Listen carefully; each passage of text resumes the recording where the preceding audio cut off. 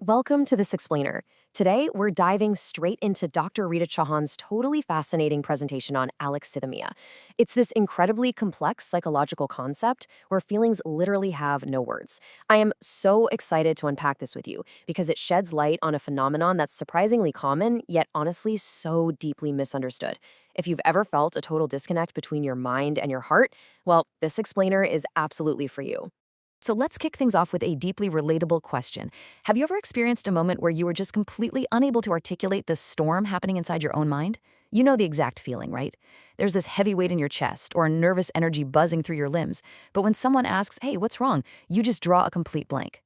Now, for most of us, that's just a fleeting moment of overwhelm. But for folks with alexithymia, this profound silence is a constant, everyday reality. Here's our quick roadmap for today. We're going to define emotional blindness, look at the somatization gap, check out the prevalence and etiology, break down the specific types of alexithymia, and finally wrap up with management and significance. All right, let's jump right into part one, defining emotional blindness and answering the big question, what exactly is alexithymia? So this term was actually coined by a psychiatrist named Peter Sifnios way back in 1973, and the word itself is incredibly literal. If we look at its Greek roots, a means lack, lexis is word, and thymos means soul or emotion. It translates perfectly to no words for feelings. But clinically speaking, we're talking about a subclinical difficulty in identifying and describing emotions, and that's not just in oneself, but in others too. It's kind of like having all the right emotional hardware installed, but you're completely lacking the software required to actually read the data. And this goes way beyond just missing a few vocabulary words. At its core, we see affective deficits, which is basically that inability to process emotions. But check out the cognitive style here. Individuals with this trait strongly prefer externally oriented thinking over introspection. They're focusing on the pragmatic, concrete details of a situation rather than looking inward. Plus, they tend to have a super limited capacity for fantasy and daydreaming. And this is a big one. They experience immense physical confusion when emotions actually do pop up. Which leads us perfectly into section 2, the somatization gap, where the body completely takes over the mind. Imagine your body is reacting to an intense stressor. Your heart rate spikes, you start sweating, your stomach literally ties itself in knots. For someone without alexithymia, the brain instantly labels this as anxiety or stress. But for someone with alexithymia, that racing heart is mistakenly felt purely as a physical illness. A tense stomach just registers as hunger or maybe some weird undiagnosed pain. Because the mind literally cannot assign an emotional label to that bodily sensation, these folks frequently end up making totally unnecessary medical visits. They're deeply convinced their body is physically failing them, when in reality, they're just experiencing an unfelt emotion. Let's move into section 3 and look at prevalence and etiology, basically the data and the drivers behind this. The comparative data here is absolutely striking. While about 10% of the general population has this trait, the numbers just explode when we look at specific clinical groups. The prevalence jumps massively to 50% for folks on the autism spectrum. It climbs to a staggering 60% among those with eating disorders, and it sits at a highly significant 45% for PTSD survivors. This data really paints a clear picture. Alexithymia rarely travels alone.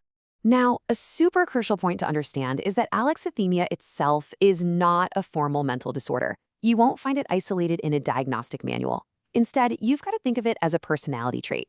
It's essentially a lens through which a person experiences the world.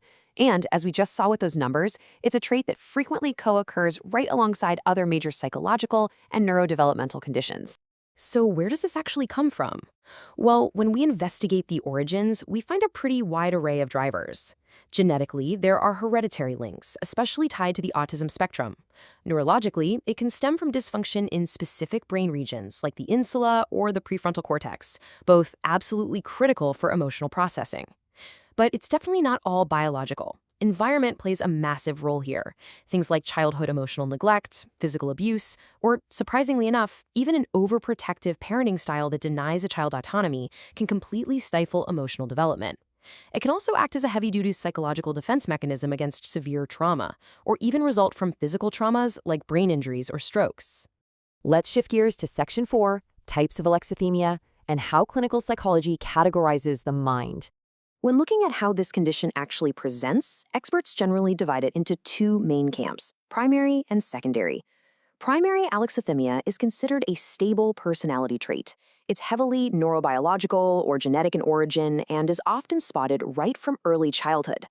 Secondary alexithymia, on the flip side, is considered a state. It's essentially the brain actively shutting down its own emotional awareness just to protect itself. It usually develops as a defensive reaction to severe trauma, chronic stress, or PTSD. Basically, one is how the brain was built, the other is how the brain adapted to survive. And to get even more precise, the Berman-verse topology maps out 3 very specific subtypes by analyzing both cognitive and affective dimensions. Type I is known as the cold-blooded profile. Here, the person has high impairment in both areas, meaning they lack insight into their feelings, and they don't even experience the physical arousal of emotions at all. Then there's Type 2. These folks feel the physical arousal, the racing heart, the sweat, but they have high cognitive impairment, so they simply cannot identify or name the emotion. Finally, Type 3 is the exact opposite. They can logically name the emotion in a very clinical sense, but they have high affective impairment, meaning they completely lack the actual feeling of it. It's honestly a brilliant way to understand the nuance of this condition. Which brings us to our final section, management and significance. Basically, finding the words. The clinical significance here literally cannot be overstated, because alexithymia is heavily linked to poor therapy outcomes, higher rates of depression, anxiety, substance abuse, and psychosomatic disorders. Early identification is absolutely vital. Think about it. If a therapist doesn't realize their patient has alexithymia, traditional talk therapy might just completely fail. The focus of management has to be on slowly, patiently building emotional literacy. It requires targeted therapy and a ton of awareness, but above all else, it requires empathy rather than judgment. Getting frustrated with someone for not expressing their feelings when they literally lack the internal language to do so, it's just entirely counterproductive. Not every silent person is emotionless. That poignant statement perfectly distills Dr. Chauhan's entire presentation. It serves as this incredibly powerful reminder to all of us that an inability to articulate a feeling certainly does not mean the feeling doesn't exist. The internal world of someone with alexithymia might seem completely silent to an outside observer, but on the inside, it is often deeply complex and physically overwhelming. So I'll leave you to reflect on this one final thought. How might this new understanding change the way you communicate with the quiet, seemingly stoic, or easily overwhelmed people in your own life? I really hope this explainer empowers you to approach them with a renewed sense of patience, recognizing that sometimes the most profound feelings are the ones that simply have no words. Thank you so much for joining me today, and keep seeking to understand the fascinating complexities of the human mind.